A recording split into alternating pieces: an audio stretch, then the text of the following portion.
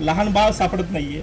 7 दिवस झाले या घटनेला. म्हणजे पोलीस नेमकं करतात काय? पोलिसांचं कुठेतरी मुळामध्ये तुम्हाला सांगते, याच्यातली नवीन अपडेट सांगते की तुम्हाला असं वाटते की राजकीय तो कार्यकर्ता असल्यामुळे त्याचं राजकीय पाठबळ वगैरे तर मुळातच नाही, हे मी तुम्हाला सांगितलं.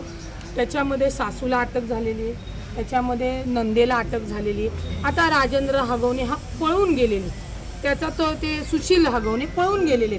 लवकरच त्यांच्या पण मुसक्या आवळल्या जातील. परंतु या हगवण्यांचे एक मामा हे पोलीस खात्यामध्ये अधिकारी आहेत. त्यांचं नाव आहे जालिंदर सुपेकर. मग त्याच्या ह्याच्यातनं जर काही ही विशिष्ट सवलत देण्यात येत असेल तर त्याची चौकशी करून त्या पोलिसांवर सुद्धा कारवाई करण्यात येईल.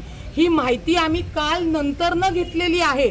तोपर्यंत जालिंदर सुपेकर हगवण्यांचे मामा आहेत हे आम्हाला कसं कळणार आहे, हे तुम्ही लक्षात घेतलं पाहिजे. राजकारण्यांचा याच्याशी पाठबळ देण्याचा प्रश्नच येत नाही. त्यांच्यावर कठोर कारवाई होऊन या दोघांच्या मुसक्या आवळल्या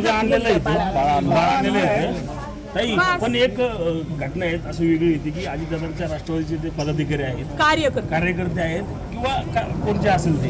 आता अजितदादांनी अद्याप या प्रकरणावर मला तुम्ही सांगा, राजकारणामध्ये अनेक कार्यकर्ते असतात, आपण अनेकांच्या लग्नाला जातो, त्यांनी काय केलंय किंवा ज्योतिष तर नाहीये, आज मी तुमच्या बरोबर बाईट देते, मी जाताना कुठं काय केलं तुम्हाला काय माहिती की मी अशी वागणार आहे. तर या गोष्टीचं भान ठेवून या बातम्या झाल्या पाहिजे. अजितदादांचा किंवा राजकारणाच्या याच्याशी काही संबंध नाही. लोकशाही मराठी ऐका, पहा, जागरूक रहा.